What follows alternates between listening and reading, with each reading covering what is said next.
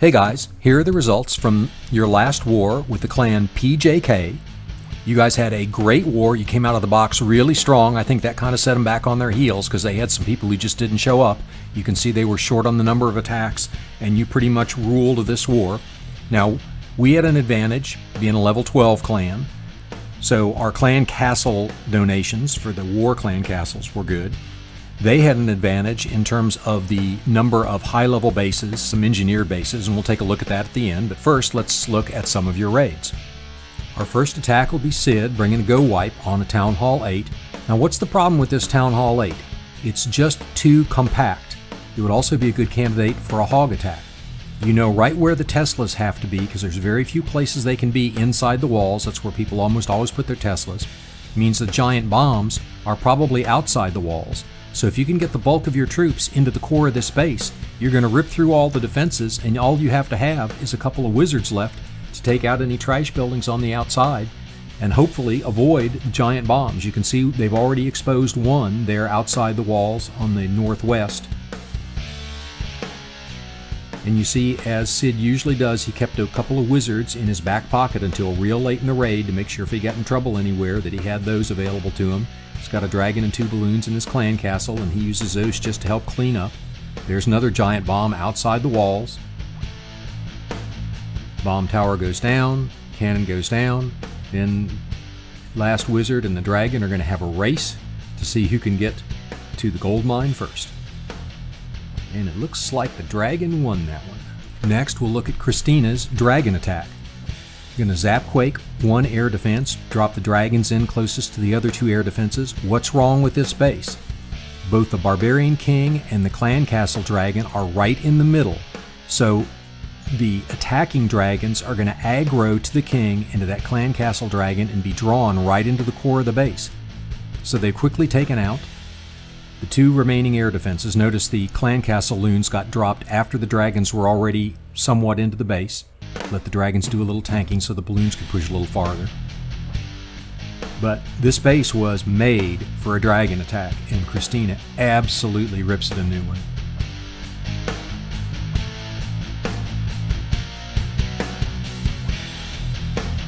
Here's a Town Hall 9 Lavaloonion by Spoon.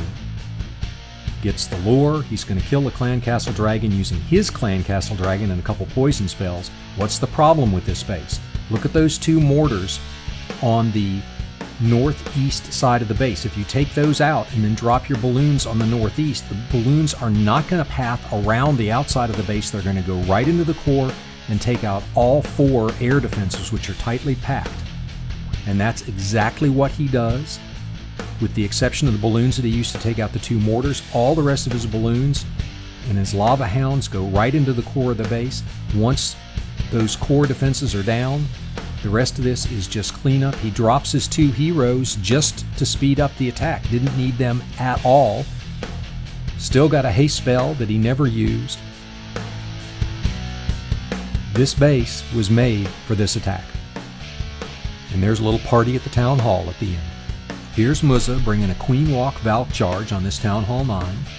Comes in from the northeast. What's wrong with this base? There basically are only 2 compartments. There's the outer wall, and then there's that inner compartment with the expos and the Town Hall. The rest of the base is open, so once he gets that wall opened up and the Clan Castle troops killed, he's going to have to pop his Queen's ability right there. Then his golem and a slew of valks and some wizards go in, and once those valks are inside that outer wall, they are just going to roll around this base.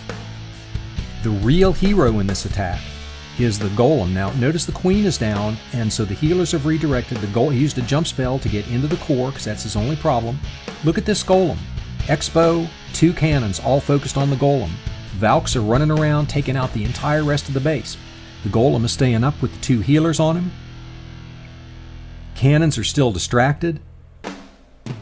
It's a beautiful thing.